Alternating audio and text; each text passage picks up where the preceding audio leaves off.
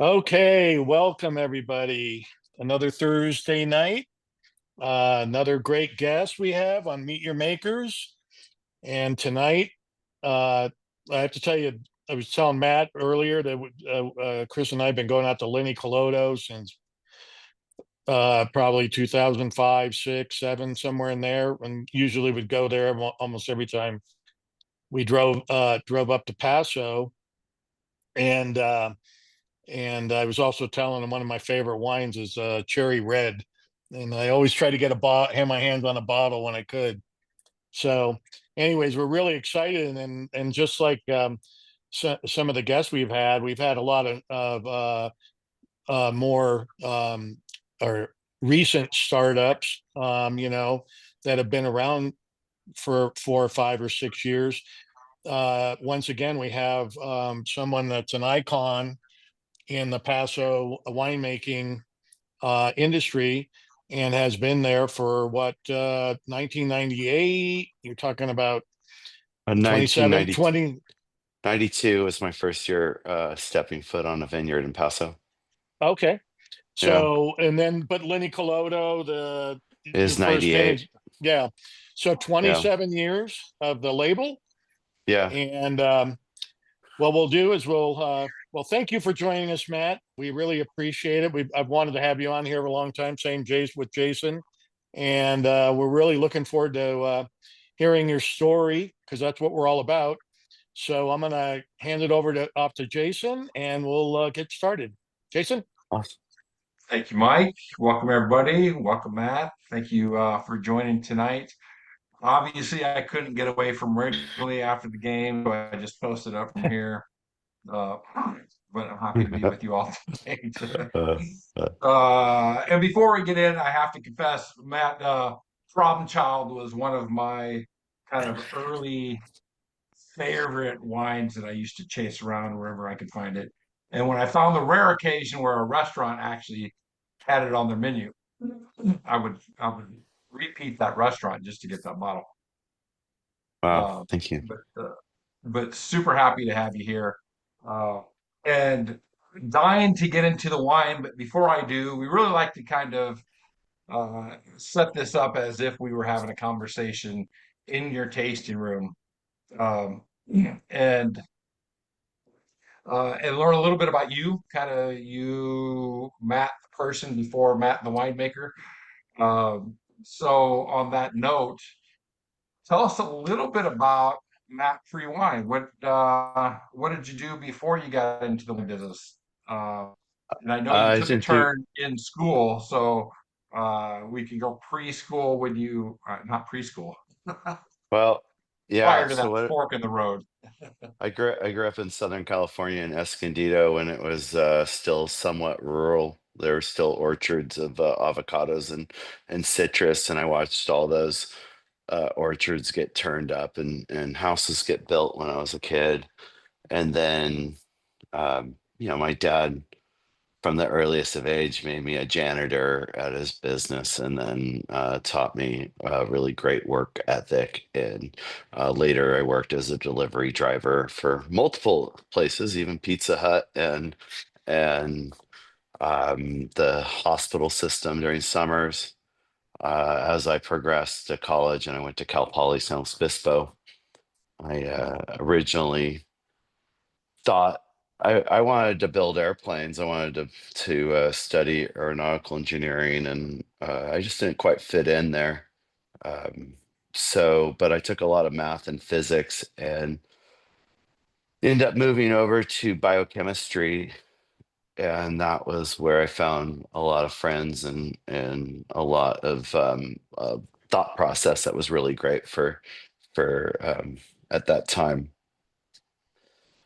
When I was there, I worked in the chemistry department. I worked in the inorganic and organic stock rooms, and I still had no idea what I was going to do with my life. I came across Justin Smith living in a house in San Luis Obispo, and he needed uh, anyone in the house to come help pick with harvest, and that was in 1992, and that was the first time I found myself on a vineyard, and it was mogging. It was sitting in the it was sitting on the trailer picking out anything other than grapes and going around picking up the picking lugs and dumping them into the 2-ton gondolas at the time. We were picking Chardonnay that was going to Fetzer. And that was the first time I Wow. had ever even experienced anything about the wine industry. It was really fascinating to me to be on a vineyard and see a family operating also was really important to me. It wasn't James Berry Vineyard at the time, was it? That was James Berry, yeah. James It Berry's was. Pebble Smith, James Berry Smith, and so at the time, Pebble Smith was grower relations for Fetzer, and Fetzer was expanding with Brown Forman and buying up, contracting with more vineyards to grow the brand and grow their. I think it was Central Coast appellation that they were running under, but it was fascinating. The reason why I get to the chemistry department because my supervisor was Lori Levine, and her husband was grower relations for Robert Mondavi, and somewhere along the way, I think she just saw how good I was at washing glassware, and she knew the wine industry included a lot of cleaning, that I should probably take a look at it. But she's the one that first said I should look over at the wine industry. And I said, oh, I've been on a vineyard, I've seen a few things, and that brought me to finishing college, not knowing where I was going to go. I thought, I had all these dreams. And then I called up Justin and said, hey, can I come work at the family farm? Can I come James Berry? And he's like, sure. And for minimum wage, which was fine. I had no skills. I mean, I had to learn a lot of things. And for minimum wage, we weed whacked the bone rock block, the terraces there, and selected out plants that we didn't want and left the lupins and the poppies and left them to go to seed and become a bigger flowering. And this plant selection on a large scale, like 3 acres of plant selection. It was really cool. And my parents thought I was crazy You were ahead of your because, time for sure with that approach. yeah, I mean, I was just sitting running a weed whacker. I had a degree in biochemistry and I was running a weed whacker and a hedger, but I was having the time of my life. I sent realizing that probably wasn't going to work long term. Pebble or Pebble Terrier Justin told me that Justin Winery is looking for somebody to help in the harvest of 1995 or so. And I sent a resume on a Friday, got called on Saturday, and came up for an interview on Monday. And I sat at a table with Justin, Debbie Baldwin, Steve Glossner, and it was my first job interview, and they asked me what I wanted. I wanted an apprenticeship. I wanted to learn winemaking, and I didn't care about money. I just wanted to learn and work. And for a couple $1,000s a month, they hired me, and I made them a deal that said if I make it through a year, you're going to call me an assistant winemaker. So I made it through a year, and it was great. And we're getting ready to grow. We were about 5,000 cases at the time, and we were just scaling up to about 25,000. And as we uh, as we were growing, it was just such a dynamic environment. It was crazy busy. I learned a lot. I worked my tail off for 80-hour weeks. I always say I was too cheap to fire after they hired me, and I learned where Dow is. I stored hundreds, about 600 to 800 barrels for Justin during that time period at the old HMR winery. And yeah, the story's long, by the way. It's like I have a lot of side trails off the story, so please All stop good. me along the All way. good. Well, I want to let me go back real quick to 1992. You're picking Chardonnay, and Yeah. James Berry was James Berry predominantly Chardonnay back then? It was Chardonnay and Pinot Blanc. Yeah. Then they had a little old block of, they had a little Viognier out there, and they had a little bit of Mataro Mourvèdre out there. And Wow. then they had planted, I think it was just probably, it must have been pretty young, but and having not understood a vineyard yet, fully seen it in different phases, I didn't recognize all the little details of like how old was that vineyard planting of Bone Rock Syrah. I think it was planted in 92, so it was probably it could have been planted that year. It could have been, but I don't remember it from that year. I remember it from like 95 to upwards of beginning to understand it a little more. And so then rewinding back to Justin, you're now an Yep. assistant Yeah, you assistant got you got to winemaker, Justin. separate the two Justins now. You Right, have right, right, Justin right, Smith right. and you have Justin Baldwin, Baldwin. not Justin Yeah. Smith. Yeah, Yep. yeah. But Justin Baldwin, Justin, not Saxon. Um, mostly, mostly Bordeaux varietals at the time, though, right? Oh yeah, but we were the Wild West. We were going to build Paso up. We were about we didn't necessarily get along with all of Paso because we were looking bigger and broader than just the local neighborhood. We were looking at how to market to all the big cities out there and bring in chefs and get guest chef dinners with the top chefs from different regional areas, and that was the big part of branding Paso and also building it up over time and learning how to do that. That's it's wild to think of building a region. I mean, that's what Yeah. you're doing. It's not all about winemaking. Some of it's about building a region and getting people to understand the region that you exist in and why it's Yeah. so special. When I think of your brand of Linne Calodo, uh, it really seems to represent to me, and you course correct me here, but that that was the start of. I think there were a lot of pioneers that were in building up Paso prior to that, but it feels like you were part of the group that thought we could really elevate the region. And I feel like that your brand was one of those that really started to elevate. I mean, you have this beautiful, of course, now modern tasting room, but more of these kind of boutique, really elevated wines. Yeah. That was, I mean, definitely if you want to play with the big boys, you gotta step up and you gotta keep pushing forward and getting better and better and better. And if you don't ever challenge it, then you're never going to get there. And so, raising prices, farming better, pushing everything always. How can you make it better?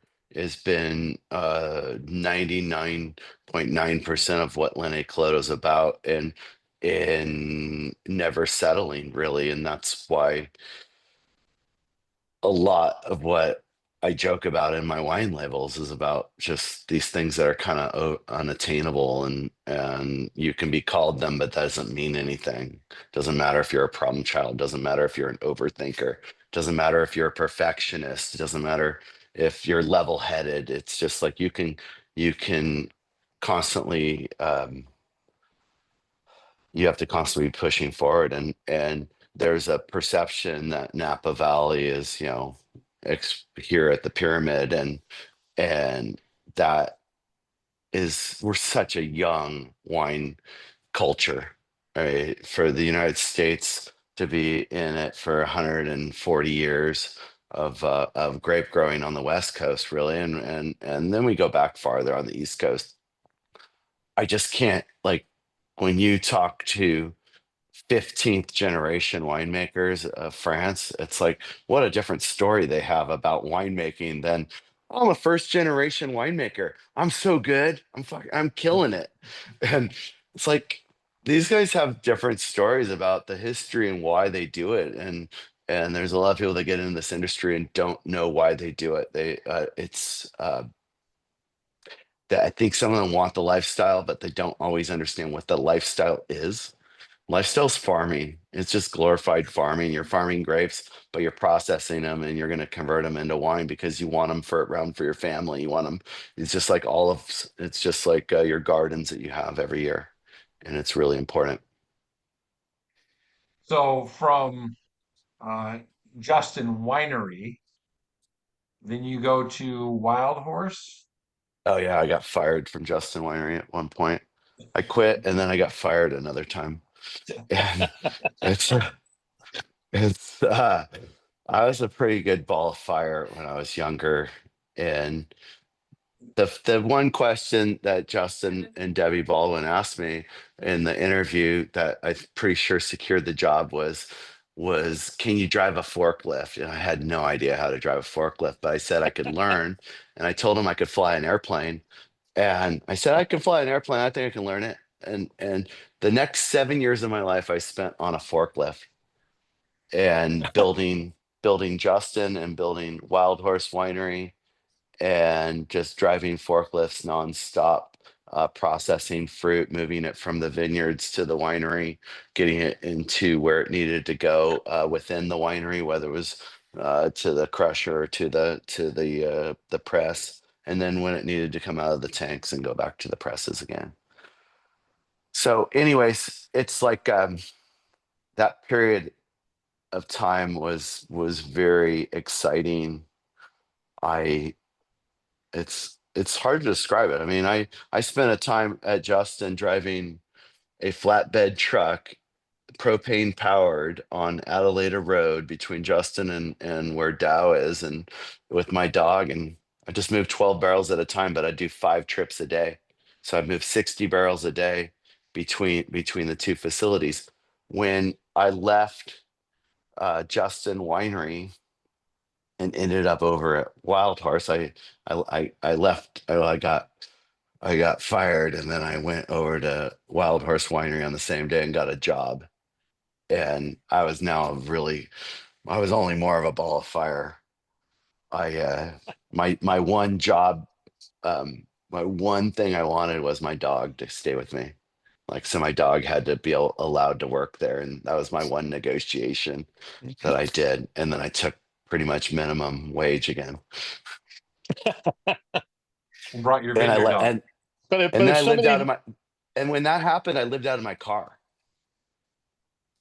I lived out of Wow. my car for because I didn't have enough time between when I left Justin Winery and went to Wild Horse Winery to go and to house hunt because I was living with Steve Glossner, who is the winemaker at Justin, and I got fired by him, so I had to kind of move on, which Well, sucked how because in he the was world are you fitting in golf back then?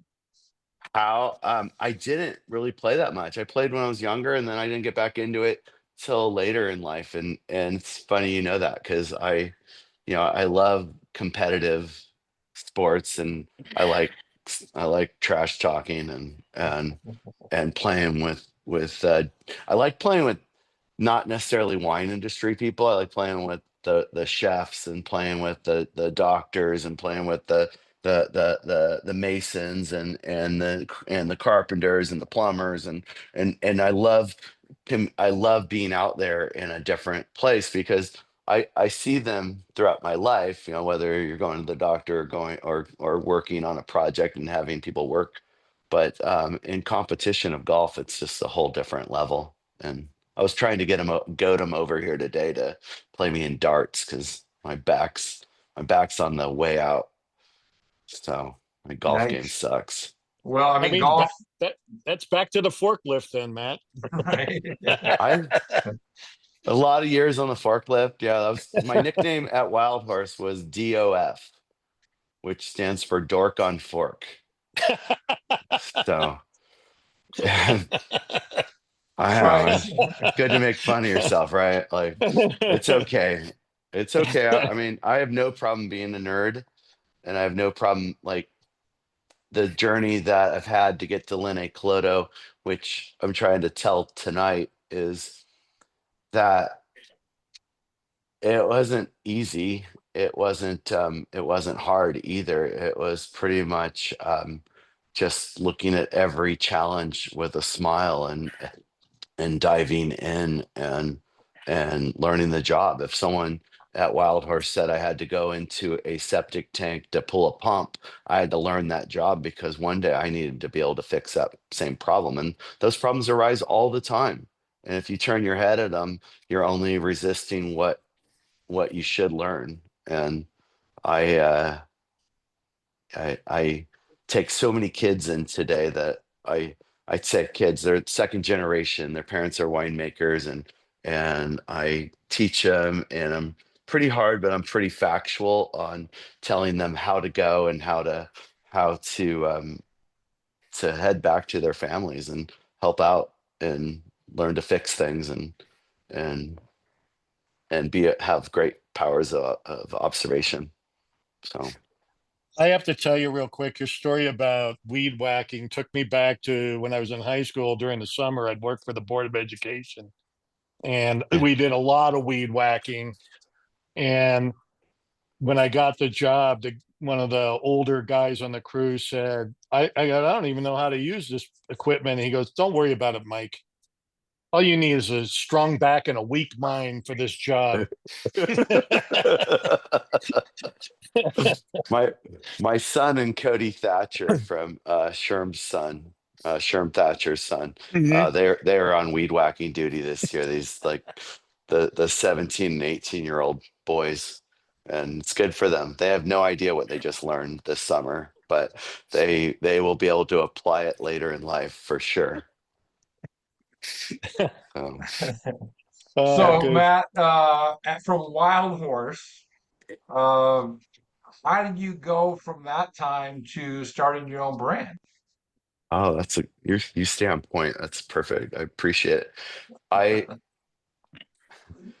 Uh, so when I went to Wild Horse, the story of me going to Wild Horse was partly the I knew a little bit about Wild Horse. I borrowed a pump when I was at Justin Winery from Wild Horse. We borrowed a Manzini pump, and in the whole fever of getting the pump and not having the right equipment at Justin Winery in 1995. I left my dog at Wild Horse accidentally, and this before cell phones and everything, right? So I got all the way back to Chimney Rock, and I'm like, oh man, I got to call Wild Horse and make sure my dog's still there.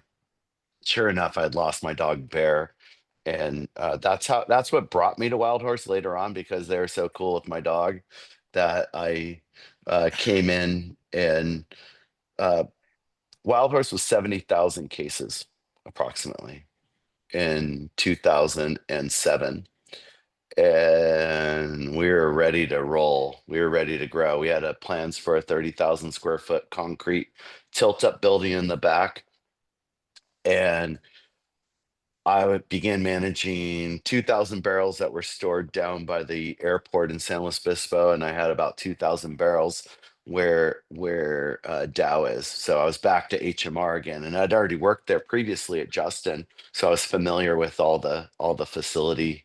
And when I say I work there solo. That means that you go and you manage hundreds of barrels by yourself. You're there, you're tasting, you're figuring out how to top the barrels. You're bringing in my Subaru. I'd bring my nitrogen bottle, my wine thief, a siphon hose, and usually a keg to top with. Back then, we used to pressurize a keg for topping juice, and then I could measure out what my evaporation rate was each month of winemaking. Different cellars are different, and kind of tells you a little bit about the concentration you're going to get in the wine in the end. So Wild Horse was I was a deadhead place. It was one of these places that you work at that everyone there we were overeducated and underemployed, and we had really, while I was maybe chief dork on fork, there were six of us that were driving forklifts that were all from Cal Poly, and we grew from 70,000 to 210,000 cases between Whoa. 2007 and yeah, in 2001. It was dynamic. It was it was exciting. Loading docks, fruit trucks going everywhere, macro bins having to go every which way, and we were still doing it all by half-ton boxes at the time. And it wasn't until 2000, and it must have been, I think it was 2001, it might have been 2000, that the gondola dump station came in at Wild Horse, and that changed the operating, and it was fine. Um, it's a side of winemaking that turned me off, that like the industrial mass producing of wine. I didn't like it. I enjoyed my early days when Justin Winery was tiny. I enjoyed the home winemaking with Pebble Smith and Justin and Terry, and the small lot production. The artisanal side of winemaking. I fell in love with that, and I was getting farther and farther away from it, and we began departmentalizing, and I wanted to wear all the hats. I didn't want to be just doing one job. I didn't want to be just laying barrels down every day so we could rack them, or just sitting on the bottling line every day while we bottled for 9 months a year, or sitting in the lab every day, because there's so much juice that you have to analyze, that's the only way to keep track of it, is to take data points. And I You're prefer small winemaking that allows me to look at every fermenter, smell them in the morning, check them out, talk about them with my crew, and then same thing in the vineyard side, like work with my crew and tell them, like, this is what the cluster looks like that we really want to make wine from. Those other clusters that look like this, and this, and that, those are not the best flavor. They come into the winery, they have high acid in the middle, there's just uneven ripeness on them, and I'm able to hand select all that stuff when we do it like this. Well, is it a time where Wild Horse is becoming a little bit more commercial, and that's what's drawing you to start your own thing, where you can get back into hands-on boutique? Yeah, Um, well, I went from assistant winemaker to DOF, and then I just wanted to make my own wine. We were sitting in around a room. When I was at Justin Winery, I met Chris Cherry. He came to a winemaker dinner with his wife Joanne and Chris, and they befriended me. And also during this time when I was living in my car, I lived on their couch for a good period of time. and this is And for, I imagine everybody, most people know, but Chris Cherry of Via Creek. yes, Yeah. yeah, Chris Cherry of Via Creek, and uh, I was spinning my wheels. I was reading the Wall Street Journal. I'd read somewhere that an MBA was as good as reading the Wall Street Journal for 3 years, and so I read the Wall Street Journal every day. I'd pick it up and go into work, and sometimes I'd be on the bottling line reading the Wall Street Journal, running a forklift, and being bored out of my mind and not understanding, um, how I was going to get out of this. I ended up with at Chris Cherry's house. We were all talking about starting a wine brand, and I think it was at Chris's house. It might have been at Justin's, but we were talking about starting a wine brand. I wanted to start one. Then Justin chimed in, he wanted to start one. Then we'd been looking at soil maps uh, the week before. Justin primarily had been looking at soil maps. I was not.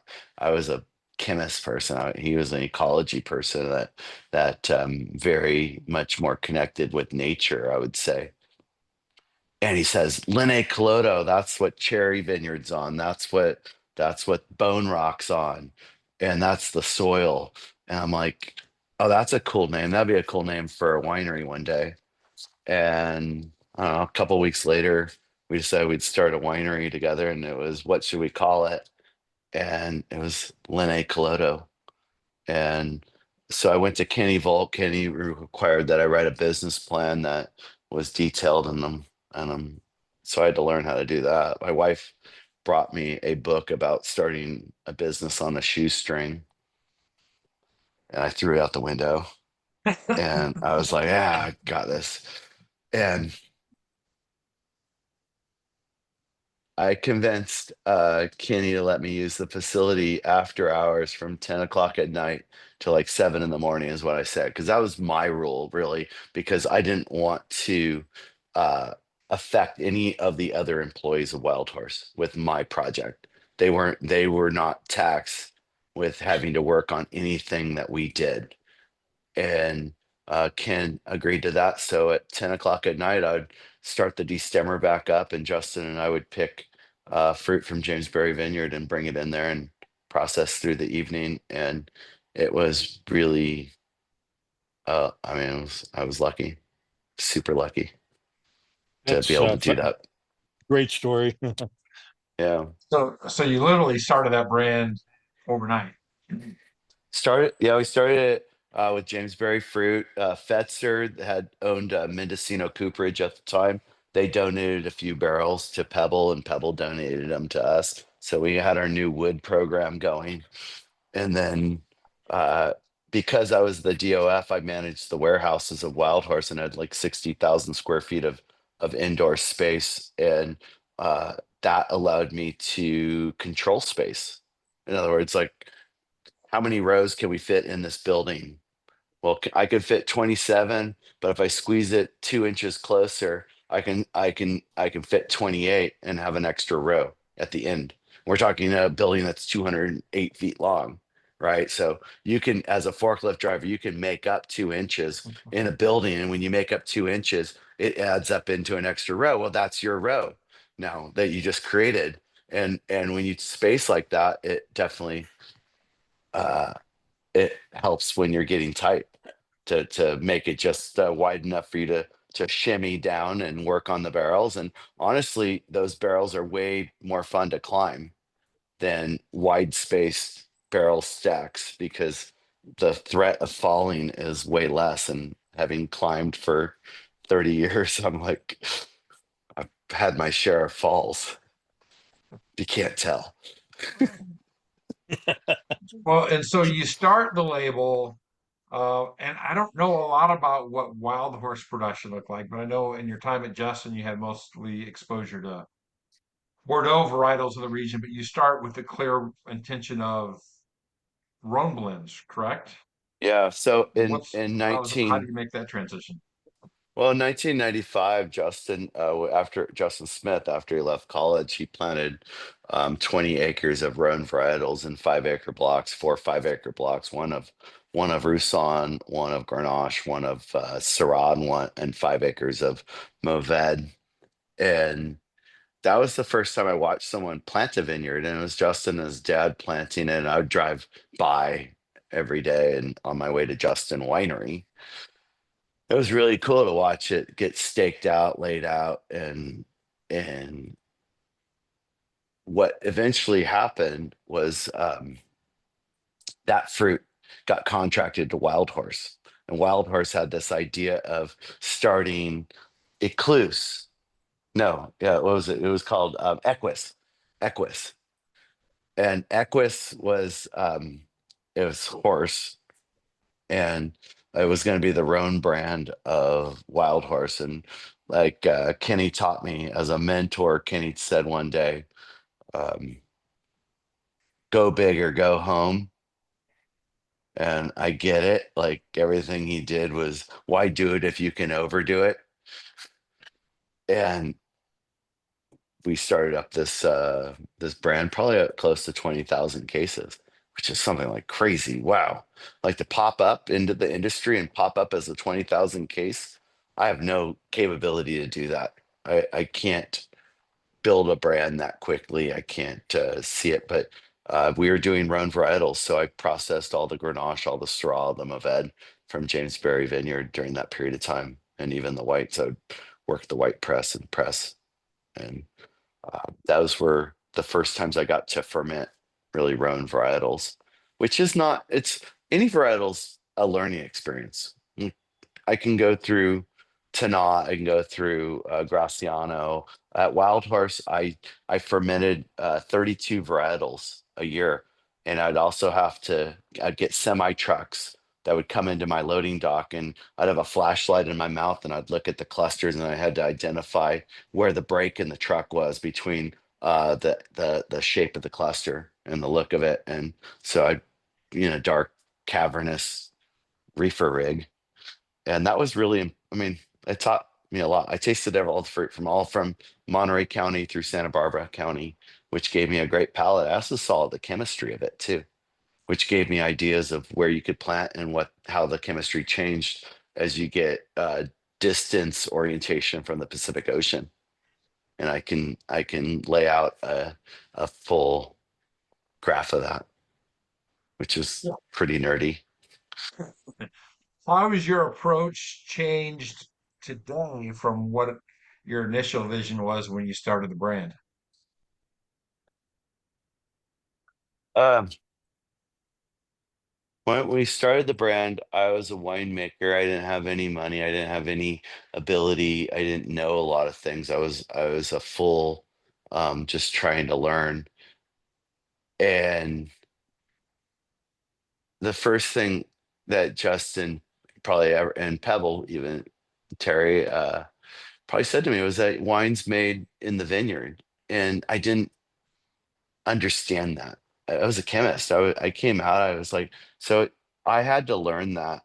And planting my own vineyards has been a super long journey of doing it myself, not hiring a consultant to put my vineyards in, not hiring uh, uh, anyone to tell me how to do it, because they're not thinking about the end wine. They're just thinking about giving you XYZ. It could be a great looking, healthy plant, but if it's not good tasting fruit, what's it matter? And sometimes stress is good in a vineyard, but balancing that ratio is something that takes time to learn how to farm for that. And it's taken myself. I'm only 20 years into farming, and I'm finally ready to kind of talk about it and like say what I've done that's works and what I've done that doesn't work and which direction we're moving in and what nutrient system works. And when we talk about this like composting, no-till, we're talking about moving agriculture in a different direction than what maybe Steiner or even regenerative organics has. And we're all working for the same thing, but I just have been on my own study path for it, and I maintain that because the other guys just give you do this way, and that leaves you with a recipe plan versus a learning plan. And a learning plan says I'm going to analyze it for everything it is at every turn, and then make my decisions along the way accordingly, and not just follow someone else's ideas that may cause erosion, may cause species, decreases and stuff. So, anyways, Well, Well, you're like as what you were, you're. I was going to say real quick before Yeah, go ahead. we went on, before we started, you were telling me that you still learning every vintage, every year you learn something new. yeah. You just not, you don't have it on autopilot.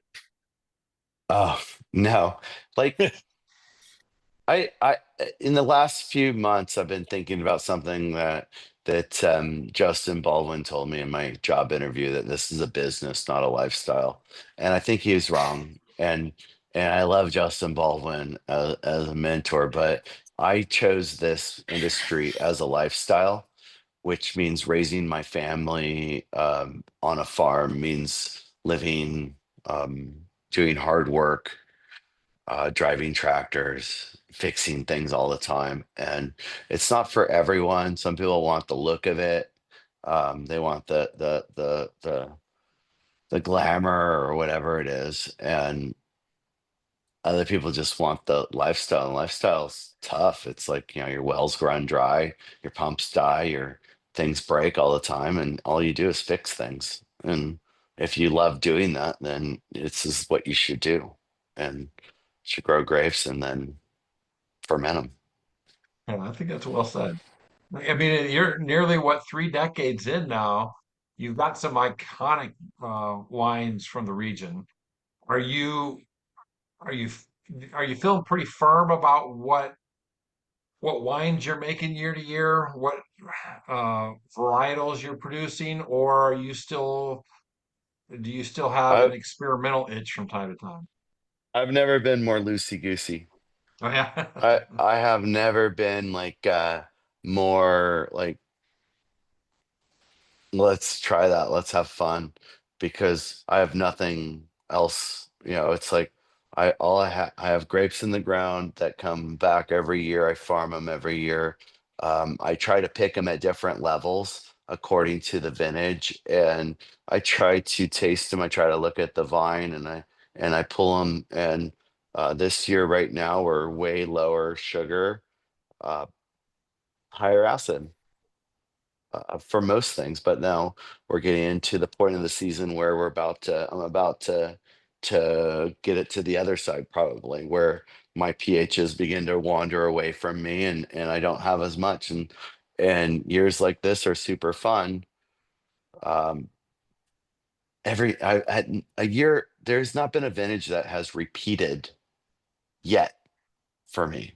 Yeah. And that thrill of seeing something new, of orchestrating how we're going to go out to 50 blocks and bring them into the winery, and when we're going to pick them at optimal ripeness and manage it through the door, and then when we get them on our sorting table, what they look like. And it's just always a game, and it's never perfect either, by the way. It's like, it's as much as you want it to be perfect, that's the ideal, but it's never perfect. Last week it rained on us. I mean, last week, had it rained a week before that, I had no fear about it. I was bragging about how like a rain would just wash off the dust. But it happened a week later after a bunch of heat, and I knew that my vines were far enough in at that point that the rain was only going to push them towards rots and stuff, and that drives me crazy. But you play the blocks, and you have to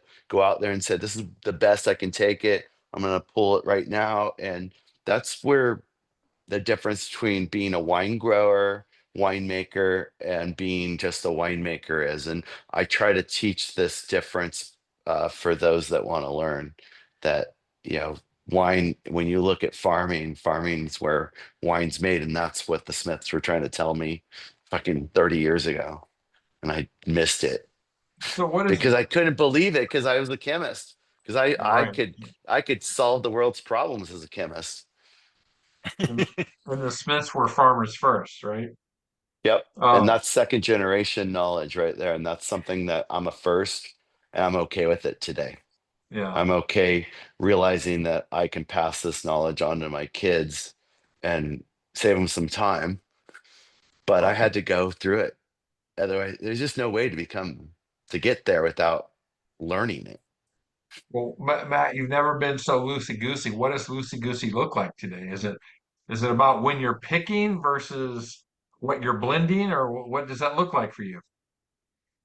Um, It's no blending still maintains its time in spring, and that's I try to find rainy days to do my blending. When you're kind of have to be inside, you can go inside the cellar, and the month of February to March, and try to do all my blending there. Loosey goosey is more having fun, making wines, building a team that is knowledgeable and can make their own decisions over time. My team is they're I have a third year intern, which which I shouldn't call her intern anymore because she's kicking butt. And then I have my team's just fabulous, and they can so I feel like I'm slacking because they know what they're doing these days. They're becoming very knowledgeable about how I operate. Um, but loosey goosey wise, I would say higher acid things. Um, I've been more diligent on my farming side on plant maintenance and pushing organic. It's beyond organic. I mean, I guess methods for going to no-till, non-herbicidal no-till is really difficult. It's all plant selections. We're hand pulling weeds. That's in a nutshell. That's the easiest way to say it. Try hand pulling weeds on 70 acres, but eventually you end up with this perfect layout. But teaching everyone like what plants, what the seed duration is. Does it have a 1 year seed or does it have a 7 year seed? So does it live in the soil for 7 more vintages? And if it lives there for 7 more vintages, we can't have it go to flower. And if it sucks water from the plant after the month of July, then I don't want it in my vineyard either. And and they're also invasive species, so they weren't the natives. They're the ones that are obnoxious and invade and over proliferate in the vineyard, and we're slowly pulling out Well, star with thistle. with Paulus Creek and Via Creek, the creeks, Yep. you got some good partners in the movement, though, right? Oh yeah. No, definitely. Neil Collins at Talbot Creek when I worked at Justin. I used to stop by when he was the assistant over at Adelaida, and we would sit there, and I was 22 at the time, and Neil was the grandfather, and he was probably what was he, 28 maybe, and this is before the Prinz hired him away. And he was just, yeah, he's become a stalwart in the industry and who we are today, and they're doing great things. They've taken the route of BD and organics and regenerative organics, and taken the route of propagating through that method. I just think there's something else out there that if we sit there long enough, maybe, and not join any groups, it will be good. Yeah.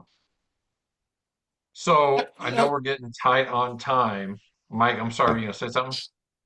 yeah, I was gonna say because we were uh, chatting before. Um, you get into some of the labels, but we were talking about cherry red. You said you had a story, um, Yeah.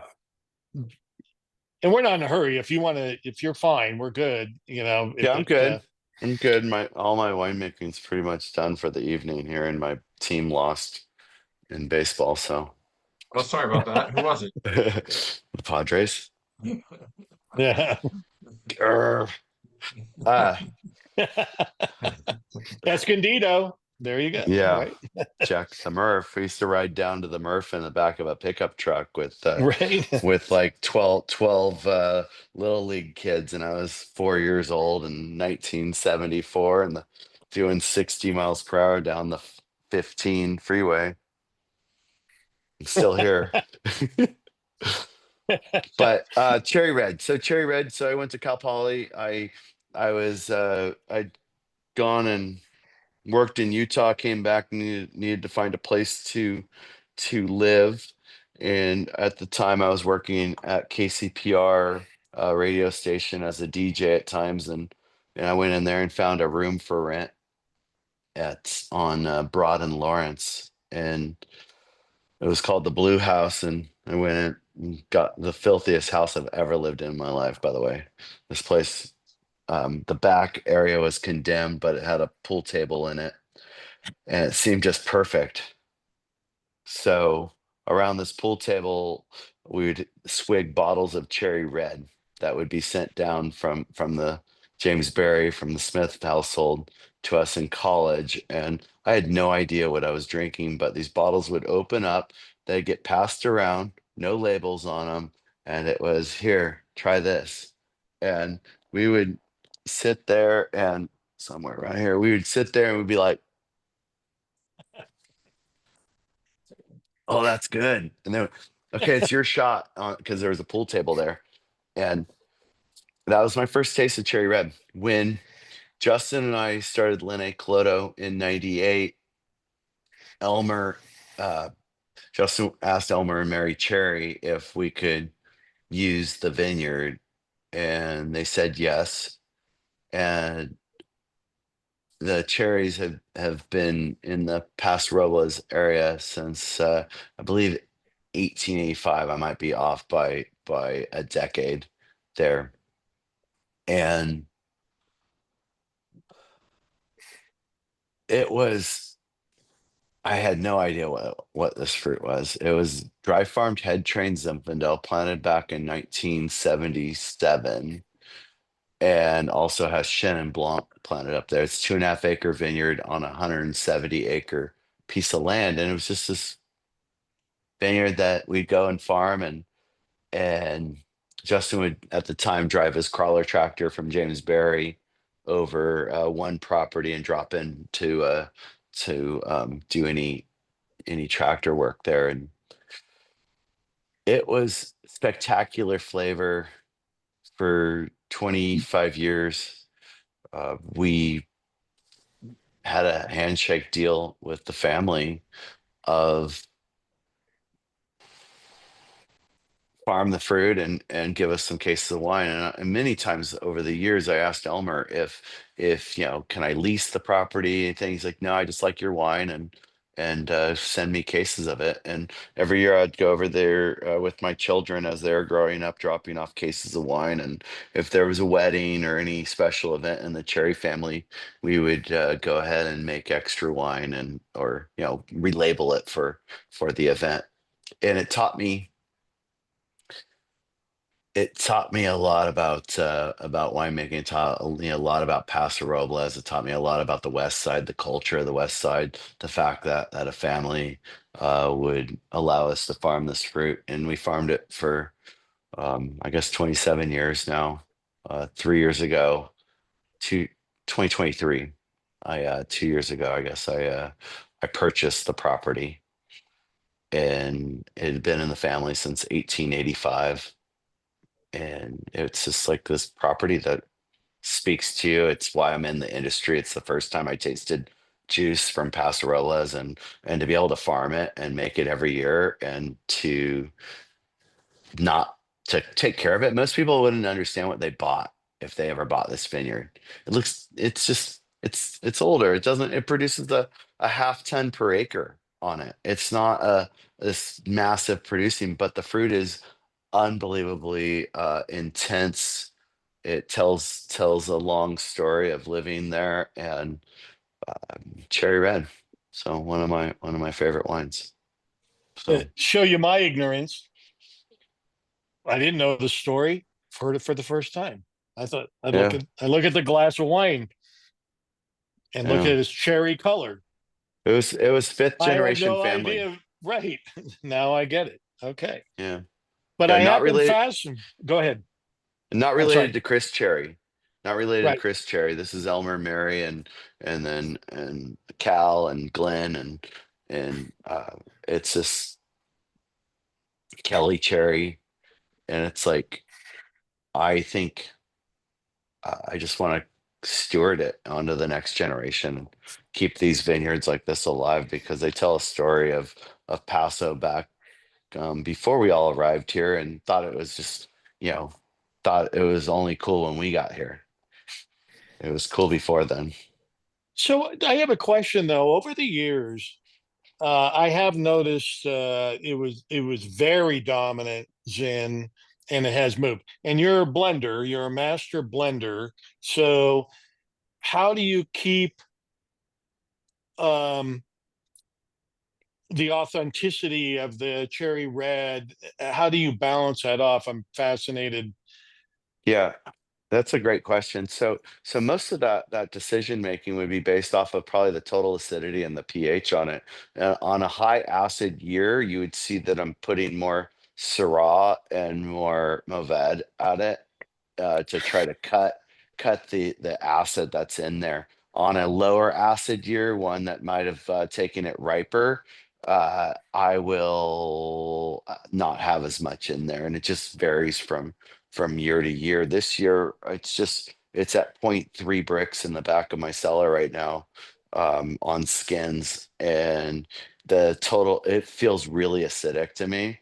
that was kind of the picking season. When I was looking at the flowering on Zinfandel this year, it flowered over a super long duration, and then it was a little bit sporadic with the last few flowers. So you had a bunch of green berries that were kind of sitting intermixed within the cluster, and those were always driving my picking date off, because I kept watching it, watching it, watching. A, they bring the sugar down. B, they kick the acid really high, and I couldn't. I was trying to. I had to hold everyone off, and then when I saw the rain coming that week, I decided I had to pull it before then, because I don't think it would last after that. It was at that edge of life where you're trying to run out as much acid as you can on the vine, but you know that if you get rained on, that it's all going to hit the fan Yeah. right then, and you better pull it in. Yeah, we watched the blending. I just noticed the swings are now. You've educated me. I didn't really Yeah, know your process. Okay, I it's understand. super high Thank acid. you. Thank you for that. It's off the Linne Calodo soils, and Linne Calodo soils bring about acids that are searingly high. They are 3.2, and they are like puckering in the mouth. And so you try to take the fruit riper to soften the acid, but they also have a lot of intensity, and they're able to dry farm on those soils too. So it's a balance every year, and it changes. It's, Hmm. as I said, I've never had the same vintage, and that's what I love about winemaking.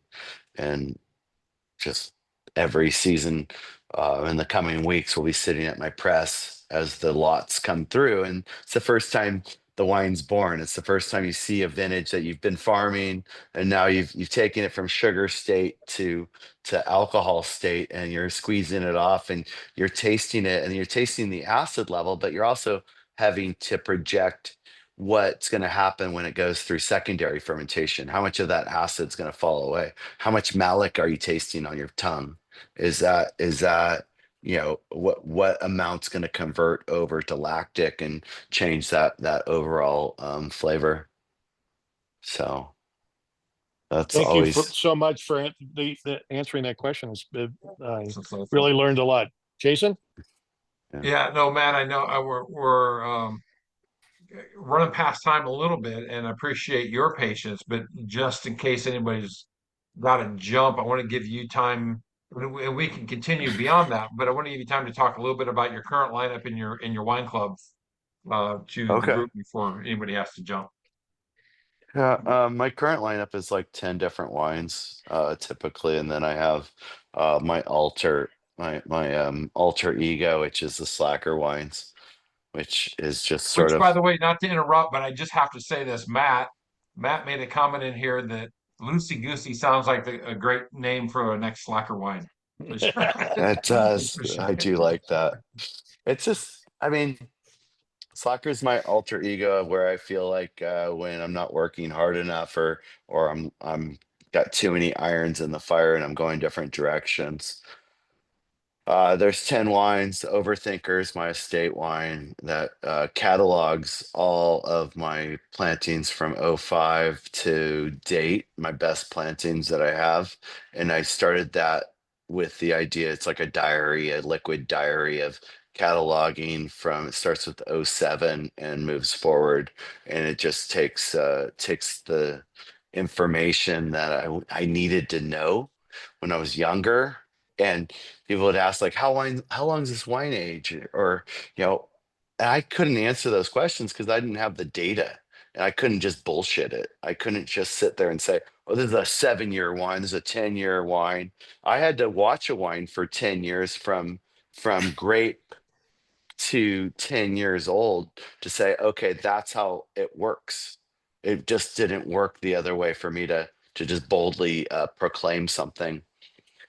And then we have wines like Perfectionist, which is whole cluster on usually a super long fermentation. I'll add fruit as I go, as I'm fermenting it. So I'm feeding the fermentation along the way, and can get upwards of 45 to 60 days on skins and on stems, and then goes directly into concrete.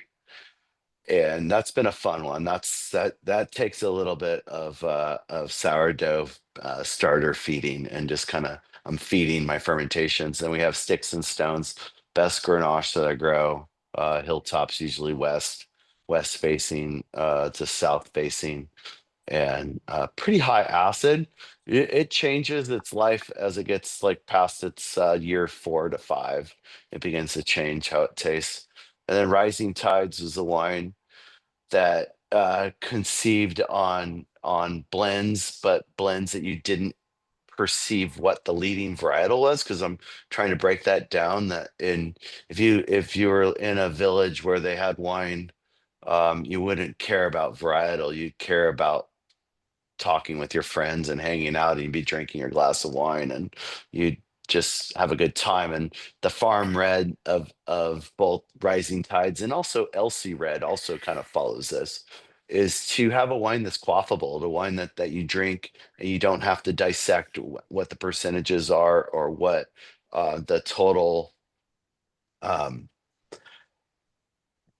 it doesn't matter. It's about the conversations with your friends, and hopefully you get to the bottom of the bottle and you go, what was that? That was good. I drank the whole thing. I didn't even realize. And we've been in this deep conversation the whole time, oblivious to the fact that I've just made you drunk with a bottle of Rising Tides. I there's a Zen line that's the problem child and Cherry Red. It's had another wine in there called Outsider, which was the farthest out Zinfandel that I was pulling at the time, and it didn't have as much it had less acid pop in it, so I felt like I'd keep it outside the west side uh, chalk rock blocks.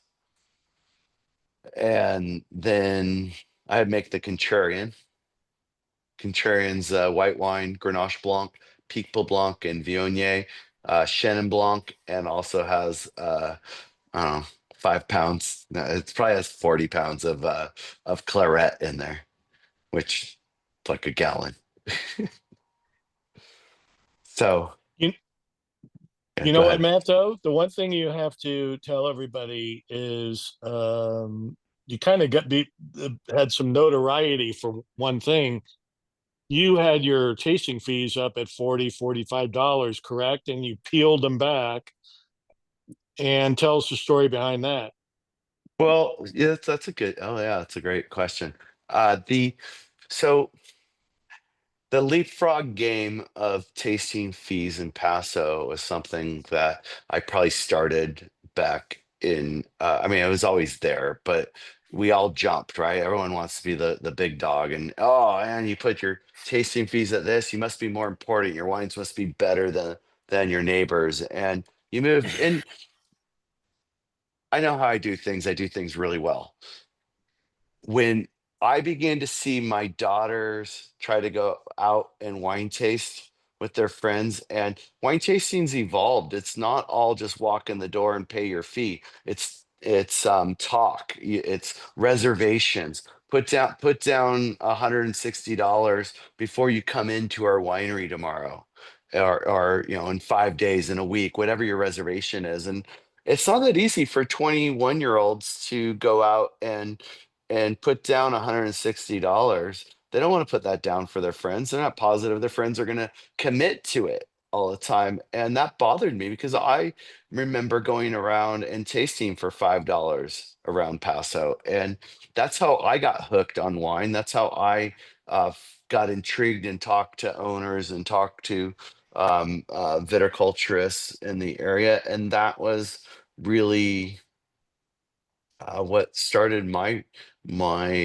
pursuit of wine. I mean, that was so to reduce it to $20 was this idea that it's attainable for other generations. It doesn't take us all the way to $5.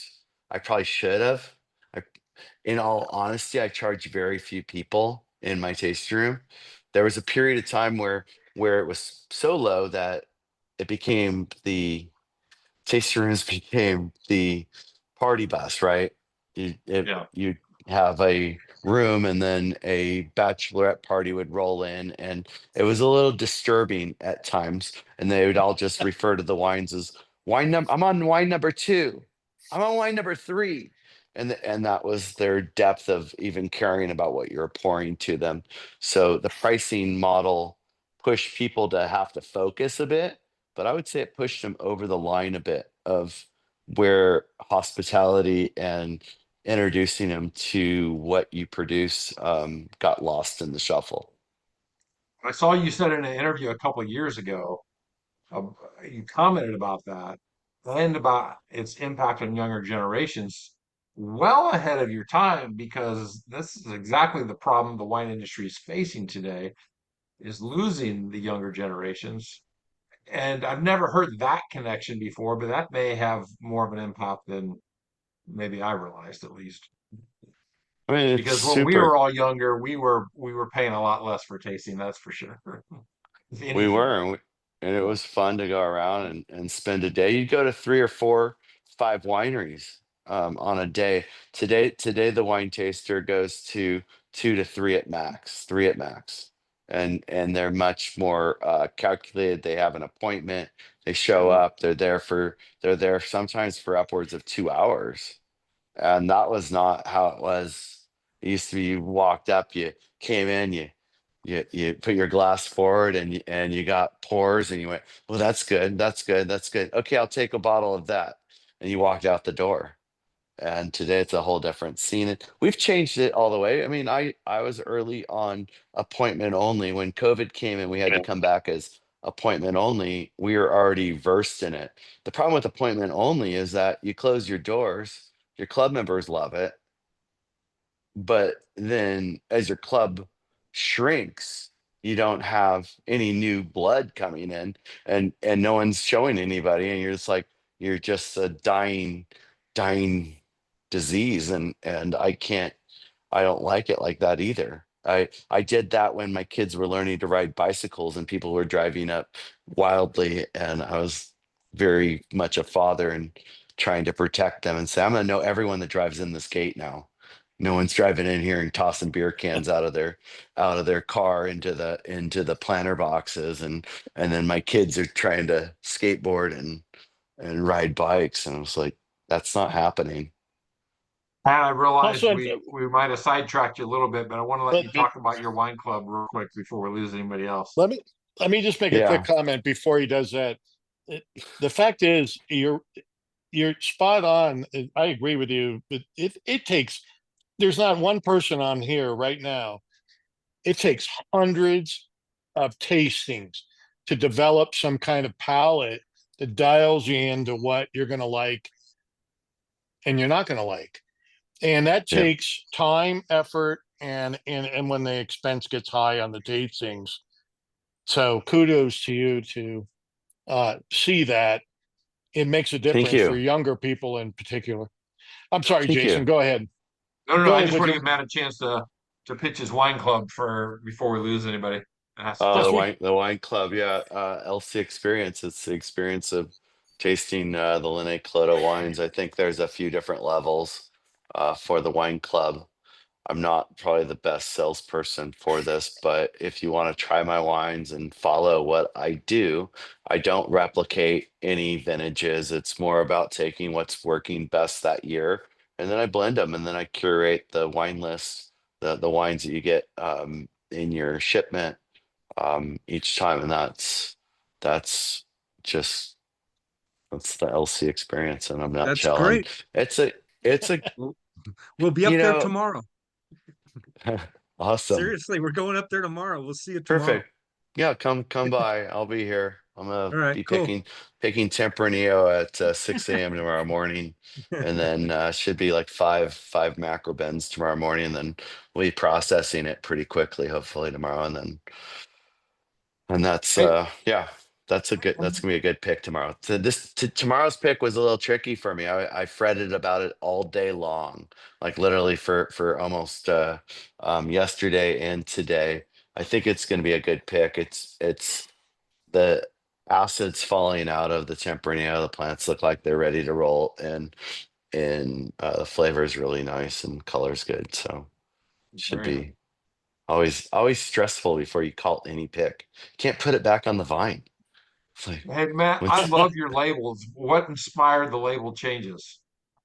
I've changed the label 7 times over 27 years because I just didn't think that I don't want to be Coca-Cola. I'm not looking to be Cheerios. I'm not looking to be anything that necessarily has to play to those rules. So I've changed the labels freely over the time and act like it doesn't affect me. And while distributors, it seems to affect them at some level. They think I'm crazy, but I don't really care. I mean, for the consumer that has it in their cellar, it's something different to look at. It's hopefully a conversation on the dinner table. And I always wanted the bottles to be something you pass around and you kind of examine, look at, and with as you enjoy your dinner and have great conversations. And if that can be part of your conversations, then great. Well, if you got a few more minutes, we'd like to kind of open it up for questions from the group. If you're Sure. okay with that. Yeah, throw your hands up if you have a question. Dimitro, go ahead. Yeah, actually I had two questions, but you answered one about Slacker because I just had Slacker for the first time in my life this weekend, and I really loved it. Thank My you. other question probably is not very good. I like controversial ones. So let's go back to year 2016, I believe. And there is a pilot flying over Willow Creek and seeing a moonscaped vineyard. I Uh-huh. think that pilot was you. Yep. And what is your kind of take on what happened then? I what happened then? I uh what happened then? What happened was the wonderful corporation, which sounds hard to say it that way, um decided to deforest a bunch of land. And when we say it's not clear cutting comes back, the trees sprout new suckers on them and grow back. When you deforest, you pull out root systems and you're doing property conversion. So you're converting from oak trees to irrigated grapevines. And Paso doesn't really need that. It doesn't really, we don't need that in San Luis Obispo County. We have a lot of open land that's still out there that's agriculturally available. Yeah. And to just Actually, go my out and question is a little bit more, is that okay, given your history with Justin Baldwin, yeah, yeah. like what is it and I know it might be a difficult question.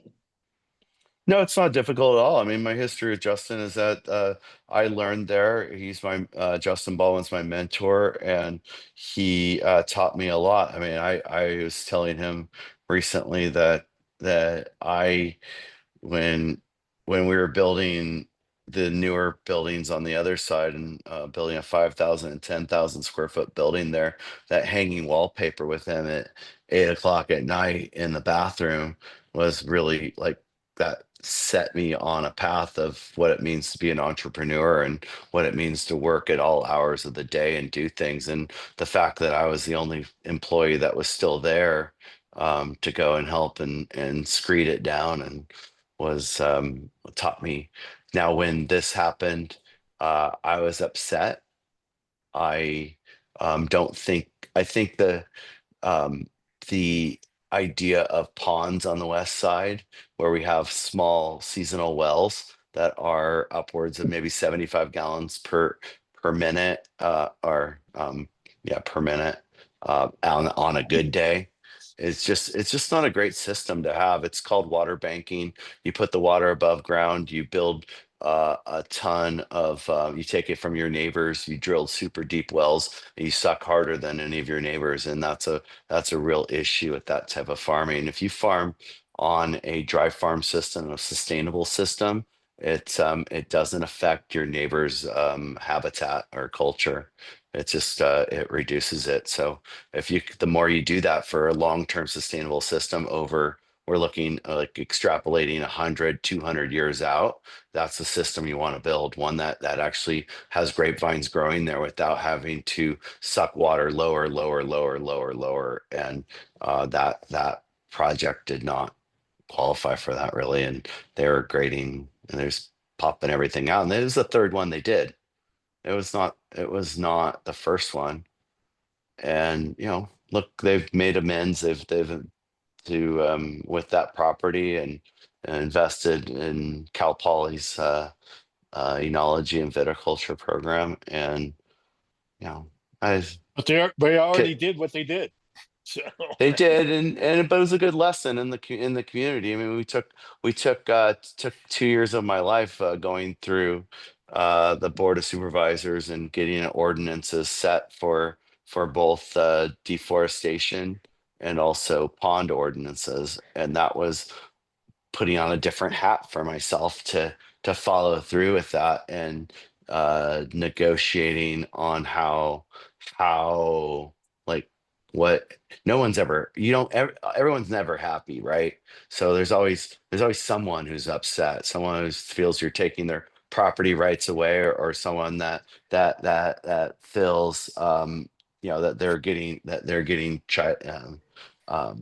destroyed on the deal. And so we knew we had a good deal, I guess. I don't know. It's you can still deforest 2 acres of land on a property, but you have to tell your neighbors. You have to get permits if you want to do more than that. If you want to build a pond, you got to tell your neighbors you're going to suck all the water from them and store it on your property.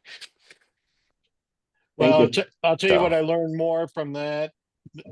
My teammates. Then we've had a lot of controversy in the group that comes up over time about all that. That was one of the greatest explanations that I've received. Thanks for asking the question, Dimitro. yeah, Anybody thank else have you. a question? I do. Go ahead, Craig. Two questions actually. Hold on, let me introduce. This is super fan Craig. Right. Awesome. Yeah. Hey, Don't Matt. drink wine without Are you food, Craig. how are you doing? I have 2 cases of your wine in my cellar right now. Just FYI. Great. But I wanted Great. Thank you. 2 things. One is, if you could only have one varietal to drink for the rest of your life, what would it be? And then the Great second question. question is, you use Graciano a lot in the blend wines, not a real high percentage. Do you ever see yourself using a dominant Graciano? No. Well, first off, um, varietal I really love is Mourvèdre, but it's really finicky to farm and difficult to get right. I say you can see a Mourvèdre block from probably from space, because it's always missing plants and just doesn't look quite right and seems to like to shut down early every year and just has its own. No matter what I do, I've tried so many different methods on farming it and um, crop loading it, and nothing seems to quite work perfect. As far as Graciano leads with that too, because Graciano was a clonal planting mess up that we had, and it was originally 571 Monastrell, and everyone was talking about this new clone of Mourvèdre that was the Spanish clone, and it was going to be fabulous to plant, and it didn't have all the issues that Mourvèdre had, and they're correct. The problem was they're correct that it wasn't Mourvèdre. and and it was later genetically tested by Justin Smith of Saxum, and found out that it was Graciano or Morastrell, and and and so whether it was lost in translation through plant materials and propagation is hard to be said. I spent 2020, when the world slowed down, I took the time and I quickly grafted over about 7 acres of my Graciano misplant, because I was the king of Graciano for maybe a period of time there. And uh, I grafted it back over to Mourvèdre, and I still maintain about 2.5 acres of Graciano today. The biggest issue I have with Graciano is it's great color, amazing color, but the acid is so searingly high that it sits in my cellar after I blend, and I can't find a home for it between my Grenaches that I grow, the Zinfandels that I grow, and and it puzzles me because I can't find adding points for Graciano because of that acid level. And I so I keep trying to pull it up. I keep trying to reduce it till I get to the level that I need. Because a little bit's good, like 5% is pretty good into a blend. The acid doesn't overtake it, but anything like upwards of 30%, and it's like, uh, I'll tell you tomorrow I'm picking Tempranillo. Well, Tempranillo doesn't have any acid in it usually, although I'm pulling tomorrow at 23 and a half and 24 bricks. And so I'm on the low side of alcohol, but I'm going to be like 3.6, 3.7 on pH tomorrow. And whereas Graciano at that same number would be 2.9 pH, and it would be so searing acidity. And sometimes I take Tempranillo and I push it out super far. Okay, take it riper. So I lose all my acid in it, and maybe I become 4.0.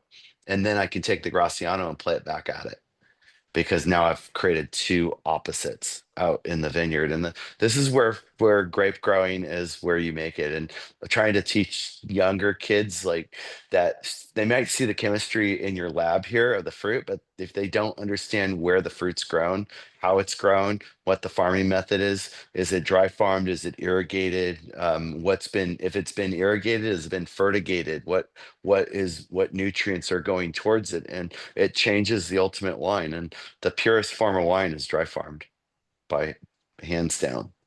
It's just what it's the growing season that is nature driven by the rainfall, and then you have to work the plants backwards to get your fruit to harvest. So you constantly are cutting, dropping as the season gets warmer and warmer, and you're manipulating the plant till it's perfect there. But I don't know if I answered your question completely or just babbled. No, So no, you did a Well, great you job. didn't answer his first question yeah. yet. What if you could only have one varietal for the rest of your life? What would it be? I think it would be Mourvèdre, but Okay. it's just a pain in the ass. The easy grape is Grenache. Grenache, from all my studies for 20 years of growing grapes, that's Grenache has been the grape that I've put forward both on different both 420A rootstocks and 1103. So pretty much opposite spectrum of rootstocks, as much devigorating as you can, and as drought resistant as you can. And I've been playing the two against each other to see how the plants grow. And now the 420A I've not picked yet this year because the nutrients and the plants is so much slowed down.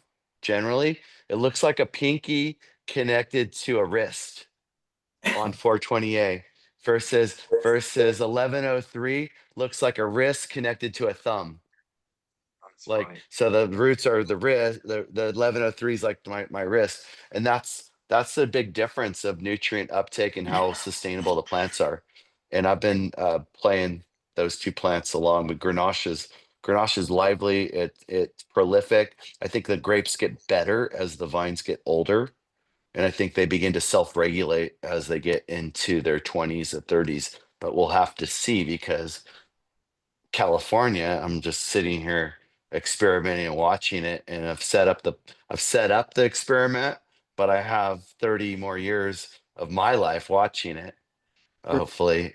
And that's the grape that I really, really cherish.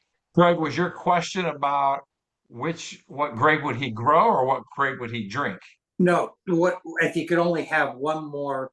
If you could only have one varietal to drink, what would he drink? He said Pedra. I have another question though. So I've got a number of different years of your wine, and I generally will go ahead and I like to decant for just about an hour and a half, 2 hours for most. Looking at your wines for the last 5+ years, because not many people are going to drink wines after 5 years unless they have a cellar or something like that. What is the ideal decanting time for your wine? Depends on the wine, right? It's variable. Yeah, that's variable. It's really that's subject to your own taste. When I'm teaching winemaking in here, we do the same thing decanting, but we call them tanks. And we spray the tanks with wine, and we'll aerate it in the tank. Sometimes I'll take a hose and I'll go up to the top of a 2,000-gallon tank, and I'll put my hose right against the wall, and I'll create this waterfall from the very top all the way to the bottom to create aeration, just much like a decanter will. And the style of decanter also will dictate how you are going to transform it. So a flat bottom decanter is going to expose a lot more air to the wine versus a narrow decanter on it. And it really, I would say, open up a bottle, taste it, and then see how you change it along the way. And swirling, it's always going to increase surface area, and as you increase surface area, you're going to increase the oxygen integration with the wine, and that's going to be that's going to help also change it a bit. And when bottles have been open, like cellars are like in my cellar, I see a barrel of wine once a month, and I open the bung up and I look inside there and I release all the pressure, all the negative pressure that's in there. When you're in a bottle, I usually bottle at -3 to -5 psi under the cork. And then over time, as evaporation happens, you even end up with more negative pressure. And that pressure can cause the aromatics to be off. And if you've ever seen, if you argon a bottle or argon a barrel, it changes the aromatics dramatically over a 24-hour period. And what happens is the air is so heavy, the argon gas is so heavy that it forces the esters back into the liquid and they can't release out. And so the wine, it becomes muted and closed down. And so you smell the wine after you've used the gas. And you're like, what's up with this? It's just not working right. The same thing can happen with decanting and how you move the wine around. And it's really experiment, enjoy it, have fun. You can't do it wrong. Matt, The does worst thing that is putting correct itself with the what's that? argon? Like if people are using like a Corvin, for example, I mean that's a Yeah. pretty small amount of argon, but do you see that happen, and does that correct itself over time, or is it just kind of generally stay muted? I think it's just like when I go to partial barrels that I've held argon gas over, I always feel like the wines are muted down. And you have two variables there. You have a partial barrel, like Yeah. that there's head space there, but now you've shed argon on top of it. I just feel like the wines just don't, and you can tell also when you pull the bung on Yeah. a barrel, it will be positive pressure because when you release the argon, it's like this, and when it finds its distance in airspace at atmospheric pressure, it goes to this, right? So it expands until it gets its distance apart that it wants to be. It doesn't all stay together in a tight form because it went from compressed gas to atmospheric pressure. So it needs to find its distance apart. And that's why it's pushing against everything else inside a closed vessel. And whether you're in a bottle with a Corvin and I think Corvin at the beginning days might have had too much pressure a few times or too much gas. And so they had some explosions because that will happen too. You'll have bungs. If you put too much argon in a barrel, you'll have bungs that pop out because it comes out so cold and tight like this. And then it goes over as it warms up. And it's like explosions. Anyways, long answers, guys. Hey, Matt, real quick. Yeah. Yes, Is it okay to drink wine without food? absolutely. Yeah.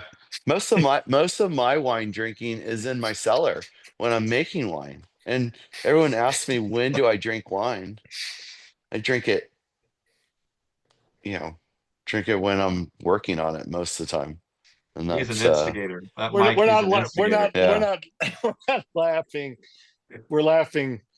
Are you laughing at me or with me? No, we're not laughing at you. We're He is. laughing with you. Inside jokes. It's an inside joke. Sorry.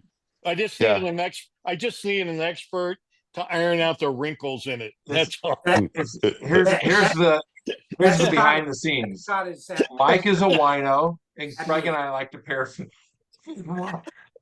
I mean, It's great to pair food. It's fabulous. And But I it's think not the only thing. Right.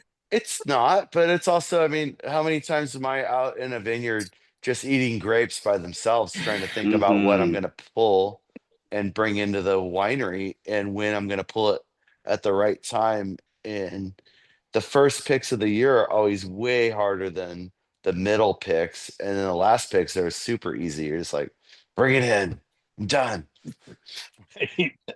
Fuck it. Anyways, It's over. hey Jason, you got a question for Jennifer? That you wanted asked? Is that right? Just reading it. Oh, so Jennifer asked, She she had to wants to drop know off. the story about the 18 perfectionist. Oh, 18. I don't know if I can remember the vintage on that one. Most of the years of perfectionists have been in a concrete fermenter that's right outside the door from the break room I'm in right now. But it's whole cluster thrown into a concrete cube. It's a 6x6 cube, and they hold 4 tons in them. A lot of times I'll start off with like 2 tons of Syrah, and then I'll get it fermenting. It rises up in temperature, might peak at like 672 to 76 degrees, but then I'll throw 48-degree fruit back on top of it, and I'll knock the fermentation down with a bunch of cold fruit, chilling it down again. And the yeast are there, and they'll start to consume again. And I keep this co-fermentation going, and that's how perfectionist is made. It's about as far from perfection as you can get. Oh. So that's why. I have a question, knowing that you're also uh, a fan of travel. Yeah. Uh, where has been your favorite trip, and where do you want to go next? Ooh, favorite favorite trip. I've been a few places. I think Argentina is really is a cool place, and we kind of saw the whole. We kind of worked our way from Buenos Aires up through Iguazu, and then that was up by Brazil, and that's pretty a neat place, and then over to Mendoza also. Interesting to farm on the eastern slope of the Andes and to watch how like agriculture there is based off of thunderstorms and so these thunderstorms come off the Atlantic and they push up to the 19,000 foot mountains there, and then they slide back down and come down and rain on the lands there of Mendoza. And so it's a pretty interesting to see that type of farming process. I always like going to the Rhône Valley and looking at things, looking at farming a lot of times and just observing. There was a period of time where I was running a lot. I'd run like 9, 10 mile and 10 miles, and I would run through vineyards and I get pretty lost when I was running, and that would always teach me lessons. Sri Lanka is a very interesting place. Amazing culture. Uh, yeah, I think like all over Spain, Italy, they all have there's so much history and we don't have it here. That's the thing that I think we need to explain is I'm a first generation and I have no idea what I'm doing. And I'm just trying to learn and trying to figure out what works, what doesn't work, and along with and then pass that information on to the next generations. I'm not trying to be a one-hit wonder and no ideas to sell out or anything. So And next on your list, or where you want to go to the most? where do I want to go to the most? Um, Next, anyway, that you haven't been to. I haven't been to Africa, and so I'd like to Oh, go there. My wife's been there. She raves about it, and I think that's a continent that I need to get to. And then I think, yeah, there's so many places. I have some friends that traveled, hundreds of locations, and all they do is they learn about each place they're in, and they're fun to travel with, and it's sometimes I just want to go and relax. I just want to sit down and just mellow out and not be like on the tour of what can I learn today. Some days I just want to chill out. Panama is a neat country. Need to figure out a solution for waste management there. That was something I came back with, like how to solve that problem. I don't know how to solve it. I don't know what sort of industries need to be created to solve this waste problem that exists throughout some of these countries, and it's proliferated by if you sell a product there, you don't manage the product that you're sending there, whether it be a wrapper or a plastic bottle. You have to create a system to bring it back, because ending up in the Pacific or the Atlantic doesn't make a lot of sense, and that's good. It was good to show my kids that when they're little, what the issues are and what we need to solve as we move forward, and hopefully they'll solve them, because their dad's kind of slowing down.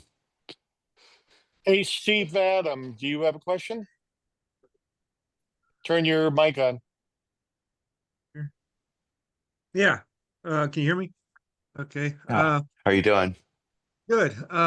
Yeah, so several questions, but I'm also a chemist, have a chemistry degree, and actually did work in aerospace for 40 years as a scientist. And Nice. now do a lot of wine reviews, but I've got my level 3 and a French wine scholar as well.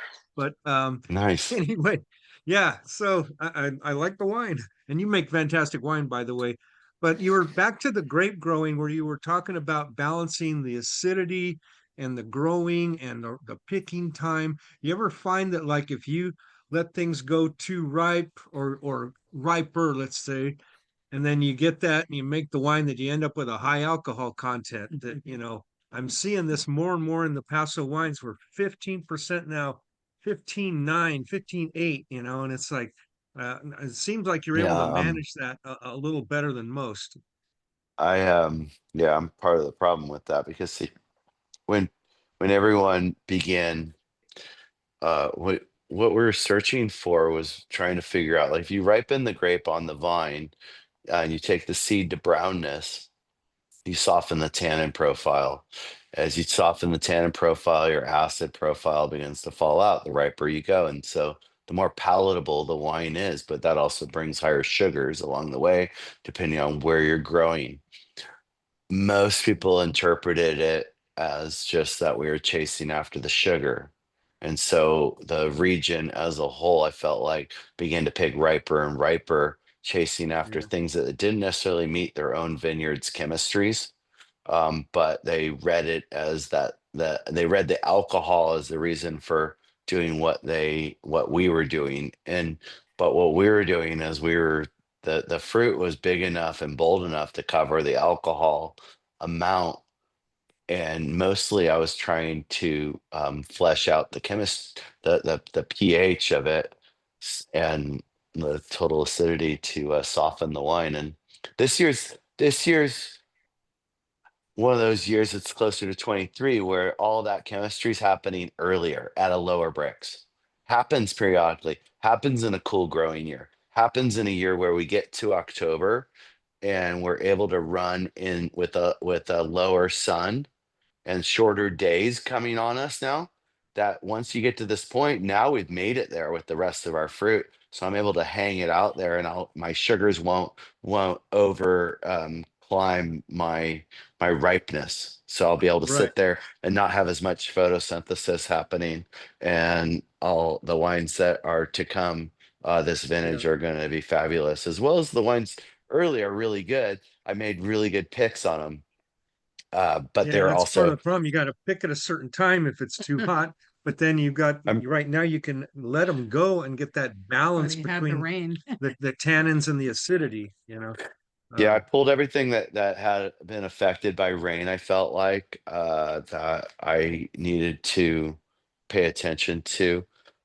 And am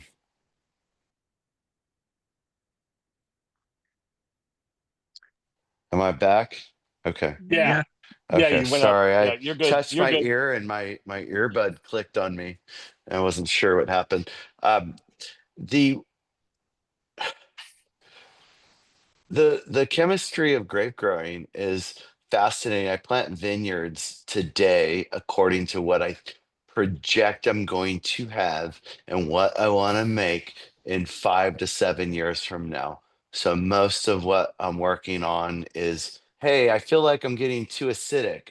Let me put let me plant some more Syrah out there. Let me put in another acre and a half of Syrah, and in 3 to 5 years I'll get that fruit in and I'll start to blend back this way, so my style will change moderately as I begin to pull grapes that don't have the same high acid chemistry. If I were to plant, because right now I'm out ratioed on Grenache, and that's more of a plant proliferation issue where I have plants that Grenache wants to produce at 2 tons, 2.5 tons an acre, and Syrah just kind of Syrah sits there at like I don't have as many acres of Syrah, so it doesn't balance out. And when you're out of balance, when you're blending, you're like, what am I doing? It's like having too much cayenne pepper in your cupboard, or having too much of some seasoning that you need a little bit, you need a Grilled pinch of meat. it, but you don't need the whole bottle. Right. And that happens a lot of times in winemaking, by the way. And it happens when you're building your vineyards out and trying to balance it out. And I figure I have 30 more years to get it right. Yeah, I'm also surprised you're having a tough time with the growing the Mourvèdre because that also likes the heat, much like the Syrah and the Grenache It does. But it also likes a it little humidity with it. So yeah. it might be the humidity that it likes with it, but I I th- I'm not positive, but I've heard that it likes to see the ocean.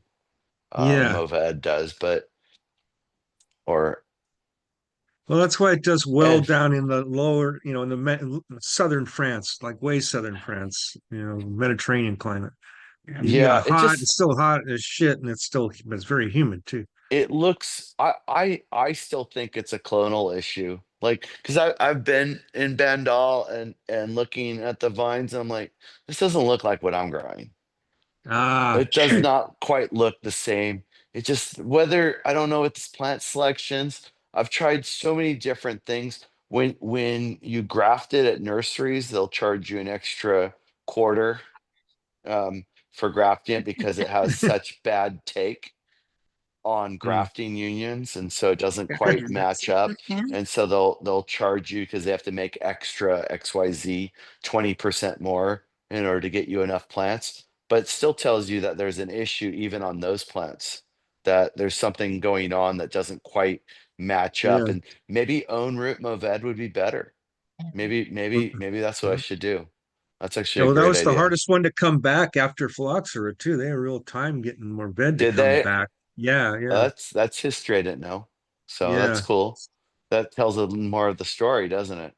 yeah. The hardest So, one and for that's them to get. why it's in just grown in that region that's like down south by Provence, and that end of the Rhône.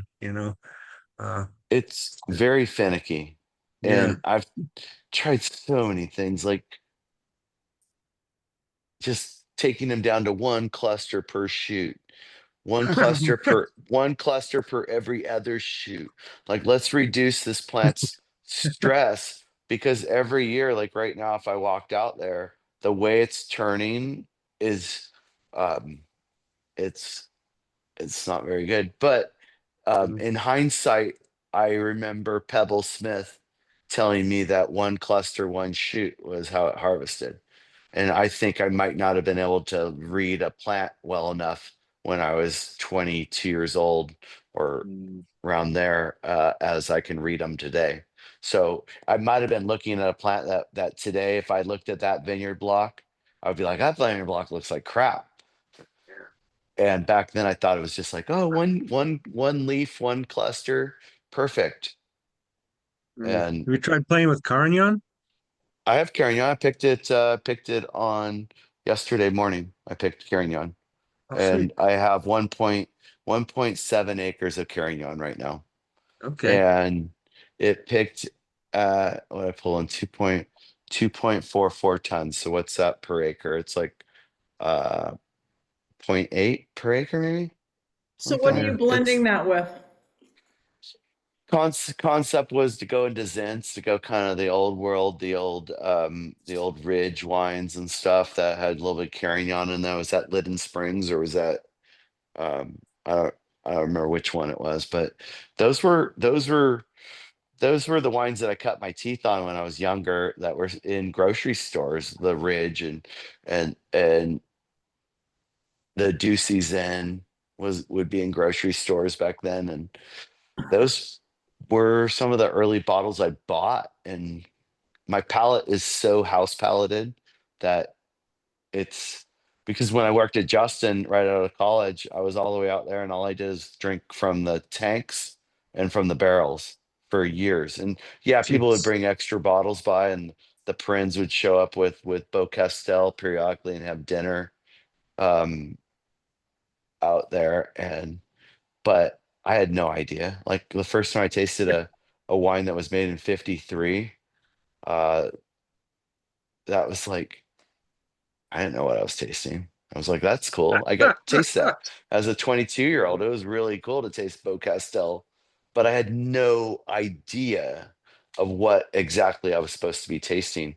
And it's just over time, my palate has developed from working, from tasting at Wild Horse. My job on days was to taste 200 barrels a day.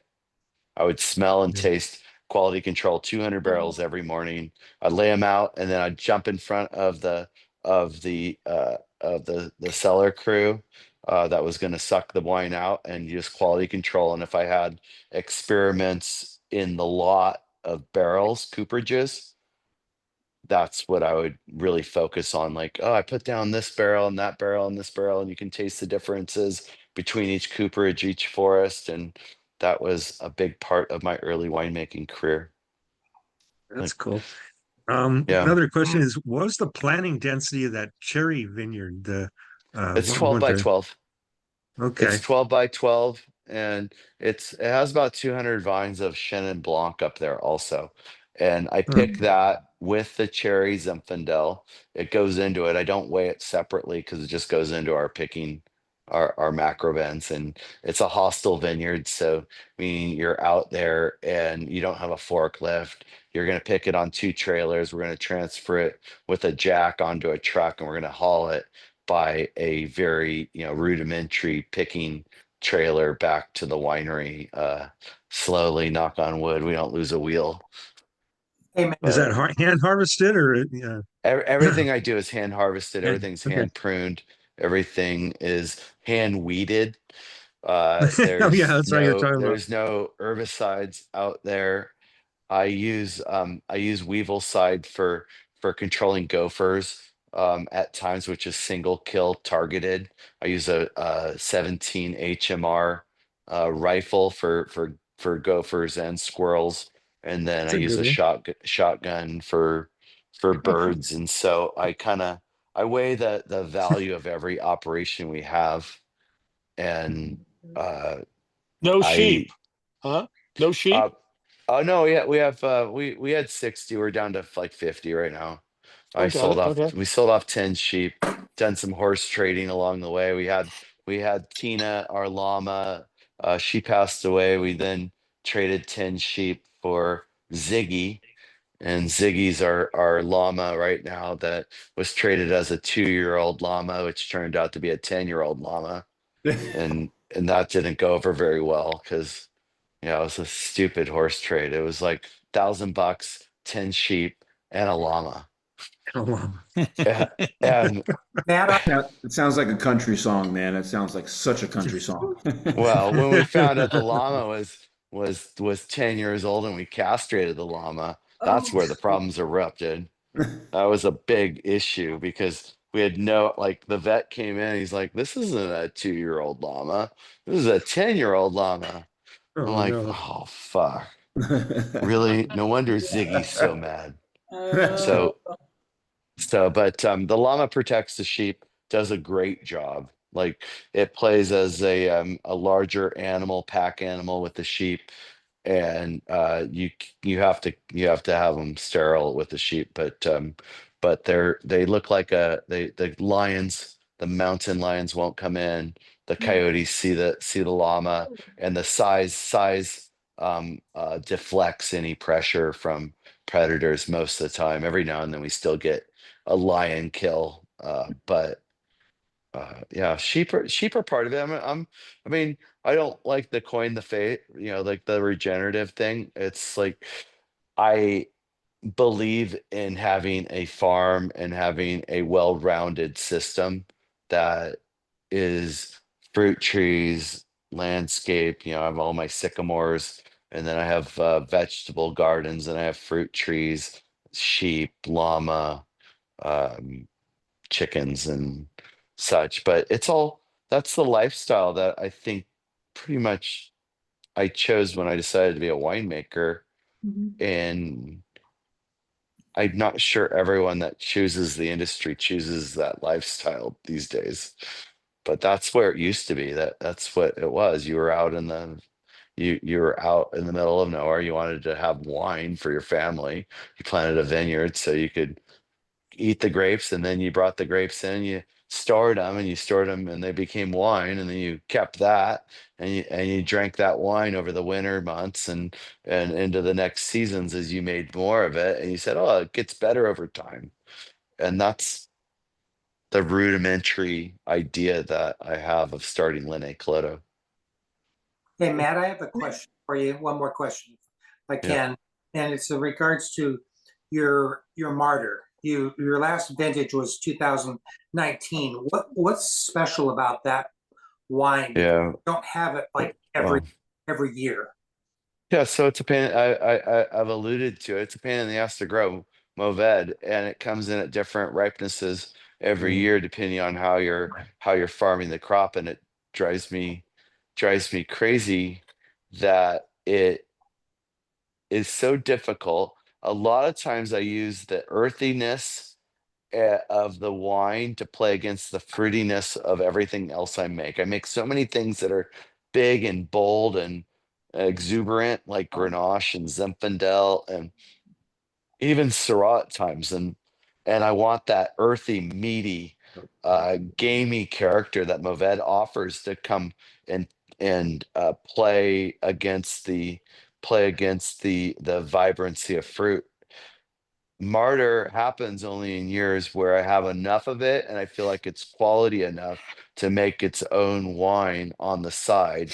And it usually ends up as Mourvèdre with maybe a splash of Grenache, like 5%, and maybe 10 to 15% Syrah in there. But it's supposed to be it's I've made it 3 times. I made it 05, 07, 13, I made it 4 times, and 19. So it's a I wish I could make it more times because I love Tempier.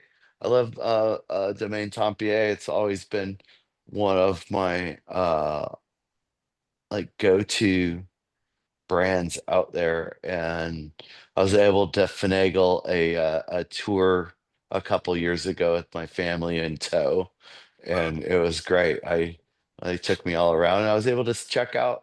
Like I love going into someone else's cellar and seeing their vessel, seeing their sanitization style, and seeing their met like the way they're processing, and there's no right or wrong way to do it. It's fascinating.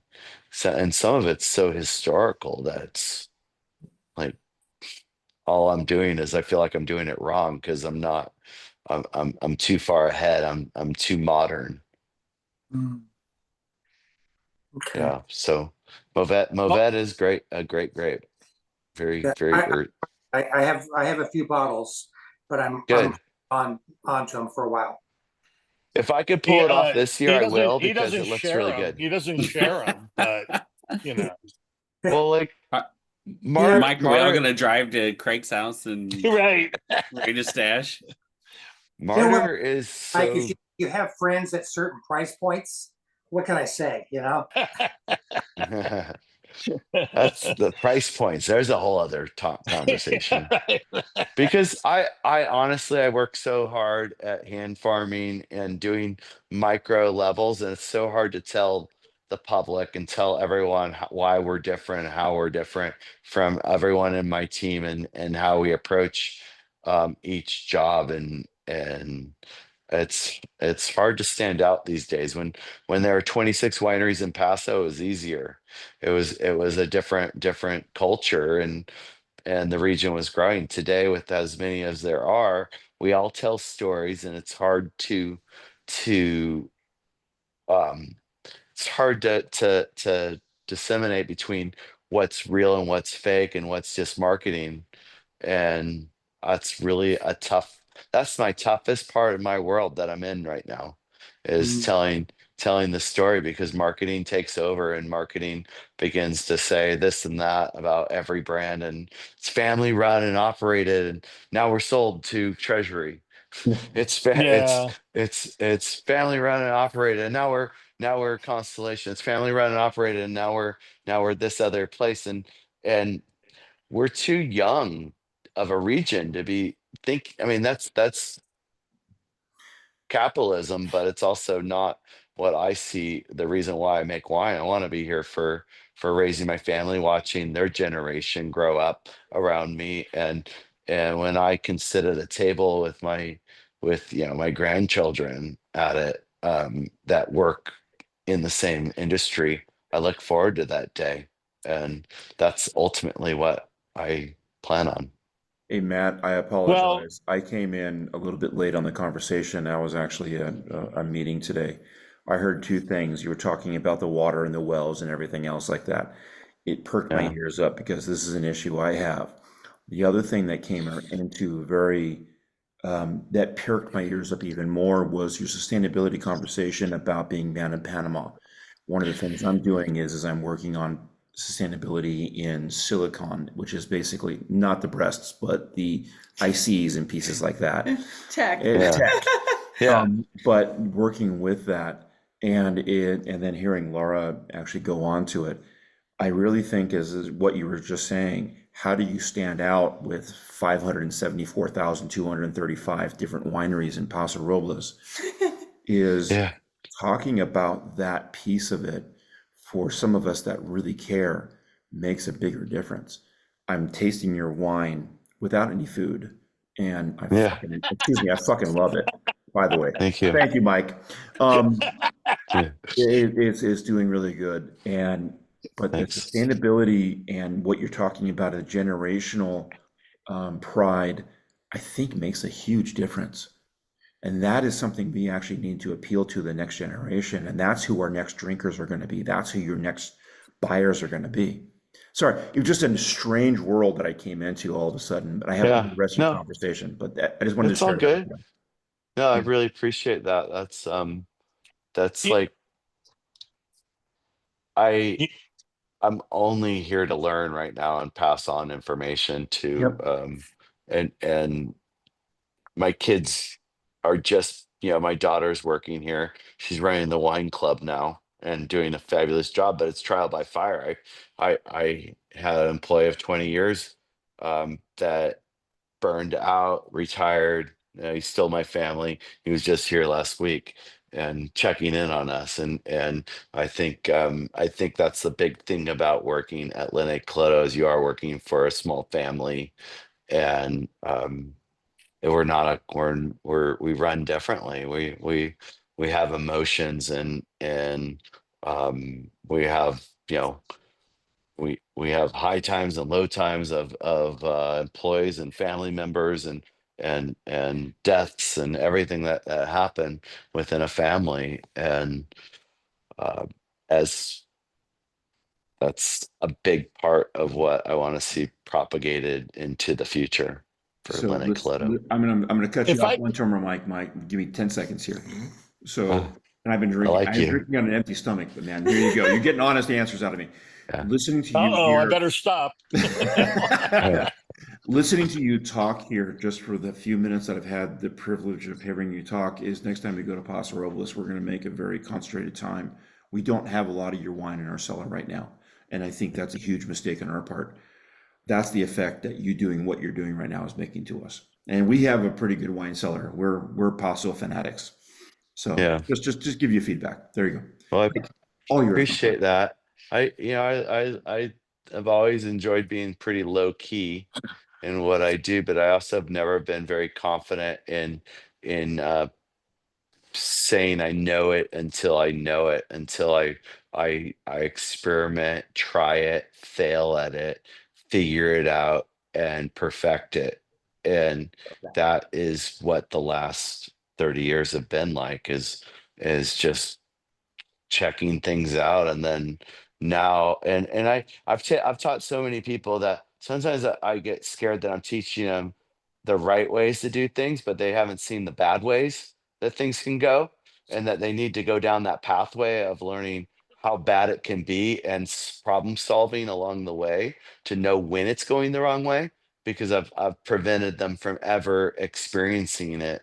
And uh I always think the failures are better teaching experiences than the successes. What if I can throw in a couple cents here?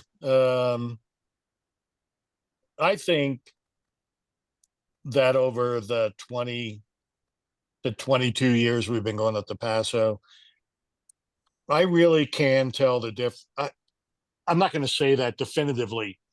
I think I know the difference between somebody who's making wine and who is and those that are their wine. And there's a passion involved, and you're not going to find that in your 50,000 case wineries for sure.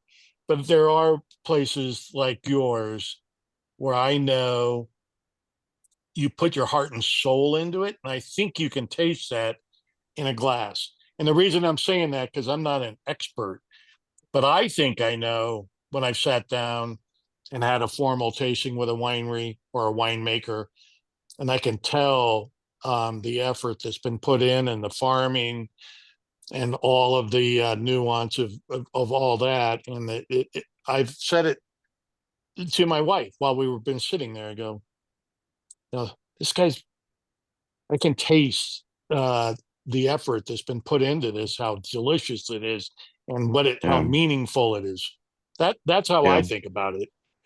But I appreciate that, because, in the time I've made wine, it was a period of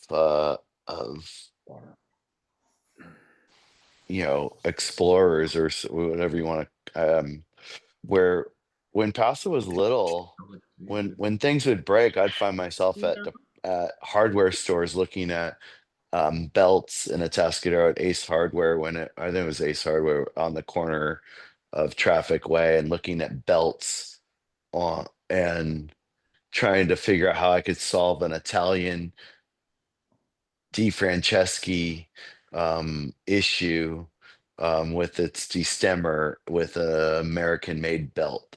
And there was a lot of problem solving in the early days, and that's kind of all gone to the way of consultants. You hire your consultant to plant your vineyard, you hire your consultant to make your wine, you hire your consultant to create your label and build your winery and design it. And I really had such a great time along this journey so far, taking architects and going, okay, this is how we make wine. Here we go. I'm going to teach you how we're going to logistically lay out a winery facility for how I'm going to use it. And it's super fun to take it that way. There's too many times where an architect's hired to build a winery for somebody that doesn't actually make the wine, and then they begin to design it, and they design it somewhat on the scale, and they overdo it a lot of times. It's not necessarily, it doesn't show that someone passionately thought of every step along the way. It basically covers you along the way. And when you build the other way, every plug, every hose bib's where you want it to be, because that's where you're going to be when you're processing. And it's a different thought process. That's kind of the difference Well, between Paso and Temecula, for example. Yeah. You see that I quite almost a worked bit. in Temecula. I went when I was between Justin and Wild Horse Winery. I went to an interview, and Justin at in Temecula. I can't remember the facility. It might have been Hart. Oh yeah, Yeah, and I was like, Halter now. Yeah, I'm not going here. no, I'm so glad you didn't. That's when I pretty much, I think later that night I called up Justin Baldwin and said, "Can I come back, please? Please. Will you take me back?" And then I was a ball of fire. I was such a Yeah. ball of fire, and yeah, I was such a ball of fire when I came back that I got fired. Oh wow.